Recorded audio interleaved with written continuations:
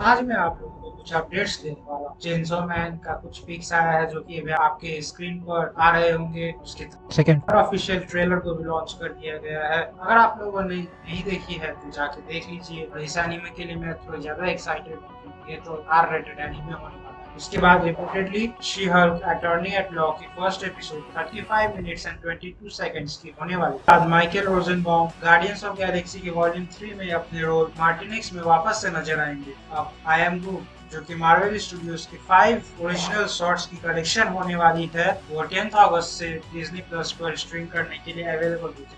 आज के लिए बस इतना ही। अब कल मिलते हैं एक पूरी की पूरी वीडियो के साथ।